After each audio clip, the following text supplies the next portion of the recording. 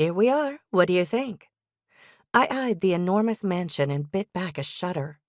A vision of every old Hammer horror flick I'd ever watched on late-night TV flashed through my mind, and I shot my BFF, Chantal Giard, a dubious look.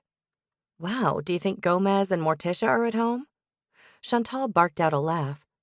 Actually, I think this place might have given Charles Adams a few nightmares, she said, with a cautious glance toward the crumbling edifice. Why would anyone want to host a charity event here? I murmured.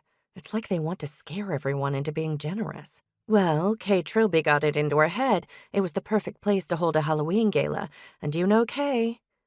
I certainly did. When it came to wealth and influence, Kay Trilby was right up there with Violet Crenshaw. A widow who'd inherited millions from her deceased husband, number 2, she was very active in community affairs. I'd catered several fundraisers for her over the past year, everything from a casual cookout to elegant sit-down dinners. Kay had recently decided to make the Cruise Youth Club one of her pet charities and had been working tirelessly to ensure its success. The club had always been funded through the town budget, helped along by generous donations from wealthy patrons, but the last few years had seen some of the patrons die off, and its budget had suffered some severe cuts. Actually, I was glad Kay decided to get involved. The charity would surely flourish under her wing. Chantal chuckled. Kay certainly worked her magic on you. Free catering for the gala plus help with the cleanup. I'm glad to do it, I said. Although if the inside's as bad as the outside, I hope we can get the place ready in time.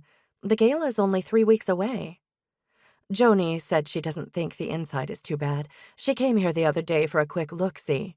Said it just looked deserted and dusty. Lots of white-sheeted furniture. Well, I guess that's to be expected. No one's lived here in what, 50, 60 years? More like 100, my friend answered. She lowered her tone to a mere whisper. All because the curse of the Waincroft Manor. You remember that story, chérie? Vaguely. Things like that don't interest me the way they do you. My friend has psychic abilities, and she's a big believer in things that go bump in the night. Chantal tossed me a sly glance. What does interest you lately, Nora? I've been experimenting with some smoothie recipes, I said. I'd recently purchased a used smoothie machine with the proceeds from Nick's television debut on a popular daytime drama. Even though his scenes had been cut, he'd still been paid, and I had an idea it was because he, and I, had been instrumental in solving a cold case and bringing the killer to justice. A lot of them call for coconut water, so I put an order in at the farmer's market for a case. There's one in particular I'm anxious to try. They call it Coconut Banana Delight. Chantal waved her hand. All well and good, but I was thinking more along the lines of a certain dark-haired former head of homicide turned FBI agent. Her lips curved upward in a cat-ate-the-canary grin, and I knew why.